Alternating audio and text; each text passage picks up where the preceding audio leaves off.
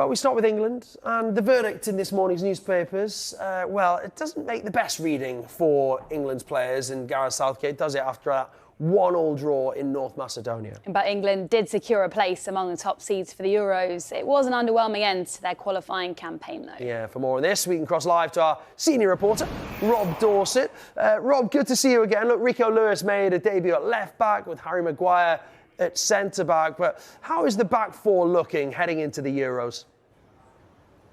Look, in truth, I think England's back four is probably Gareth Southgate's biggest concern. Other areas of the pitch, I think England are probably as strong as anybody else in the Euros next summer, on the paper as things look right now. But at the back, yeah, real concerns. I mean, look, Rico Lewis got a lot of plaudits last night and played really well. He's not a left-back, and he was out of position quite a lot of times, you have to say. Very harsh, the penalty that was given against him, by the way. I think we can wipe that one off his CV. He did very little wrong.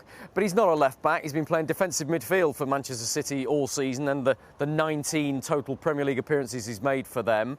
So England have problems at left-back with Luke Shaw and Ben Chilwell injury-prone, I think you have to say. They've missed a lot of England camps because of injury. Levi Colwill withdrew from this one. He was the natural replacement for them if they weren't available. The answer at left-back is not Rico Lewis, but he looked good and could be used elsewhere in the squad, I think, with his versatility. Was very impressive yesterday. Harry Maguire, I was impressed with against Malta on Friday night, but he tried a crossfield pass last night that was never going to work. Could have given a penalty away when he tried to recover from that and didn't look hugely comfortable. Relief to Gareth Southgate that he's playing some games for Manchester United. But there's no doubt that England's back four is their weakest area. Southgate's tried a lot of options in different areas in that back four, and they're just not as solid as other teams in Europe. So that will be Southgate's biggest concern going into next summer's tournament, I'm sure. And Ollie Watkins started the game last night, with Harry Kane, of course, being rested. If Kane was injured, do England have the quality elsewhere to carry a real goal threat? Well, that's another really good question, isn't it? I mean, look, England have missed Jude Bellingham this international break hugely. He's a massive difference to this England squad. I've used the phrase before that with Jude Bellingham, England are Euro contenders. Without him, they're Euros pretenders. It's as simple as that. He makes the difference for this England squad.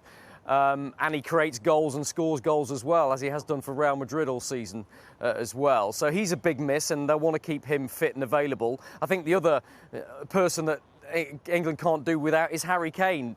Slightly bizarre decision for me yesterday for Southgate to leave him on the bench for this game. And without him, Ollie Watkins did struggle a little bit. I spoke to Watkins after the game and he said he didn't get a lot of service. He felt a bit isolated. Yeah, I think that's fair. I think he was. And he's been flying for Aston Villa. But it's pretty clear that Callum Wilson and Ollie Watkins are the two guys pushing to be understudy to Harry Kane. But if Harry Kane isn't in that starting 11, England just don't have the potency they've had elsewhere. They've got lots of goal threat out wide, probably as good as any nation in the world, actually, in terms of wide attacking options. But some of those are a little bit out of form at the moment. You look at Jack Grealish last night, given his chance, kept turning back rather than taking his full back on, lacking in confidence.